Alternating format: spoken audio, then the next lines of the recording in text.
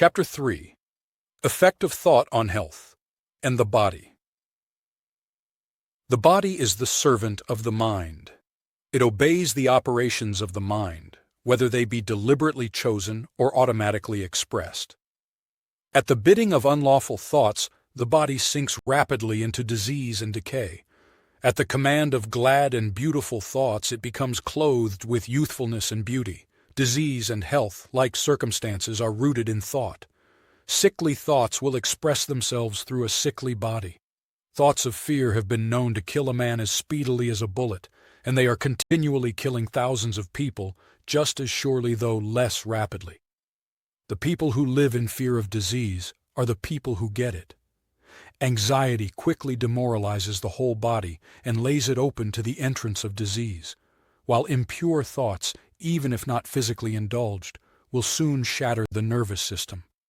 Strong, pure, and happy thoughts build up the body in vigor and grace.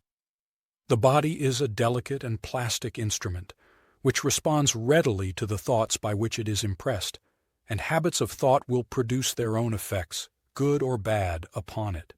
Men will continue to have impure and poisoned blood so long as they propagate unclean thoughts.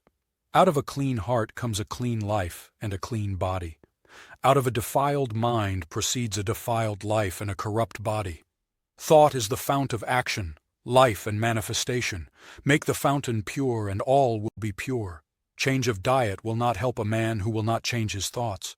When a man makes his thoughts pure, he no longer desires impure food. Clean thoughts make clean habits. The so-called saint who does not wash his body is not a saint. He who has strengthened and purified his thoughts does not need to consider the malevolent microbe. If you would protect your body, guard your mind. If you would renew your body, beautify your mind. Thoughts of malice, envy, disappointment, and despondency rob the body of its health and grace. A sour face does not come by chance. It is made by sour thoughts. Wrinkles that mar are drawn by folly, passion, and pride. I know a woman of 96 who has the bright, innocent face of a girl. I know a man well under middle age whose face is drawn into inharmonious contours. The one is the result of a sweet and sunny disposition. The other is the outcome of passion and discontent, as you cannot have a sweet and wholesome abode unless you admit the air and sunshine freely into your rooms. So a strong body and a bright, happy, or serene countenance can only result from the free admittance into the mind of thoughts of joy and goodwill and serenity.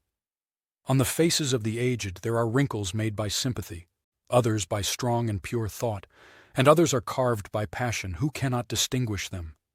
With those who have lived righteously, age is calm, peaceful, and softly mellowed, like the setting sun. I have recently seen a philosopher on his deathbed. He was not old except in years. He died as sweetly and peacefully as he had lived. There is no physician like cheerful thought for dissipating the ills of the body.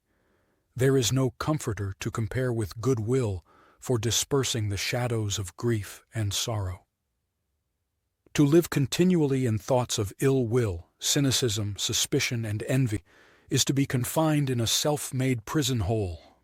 But to think well of all, to be cheerful with all, to patiently learn to find the good in all, such unselfish thoughts are the very portals of heaven, and to dwell day by day in thoughts of peace toward every creature will bring abounding peace to their possessor.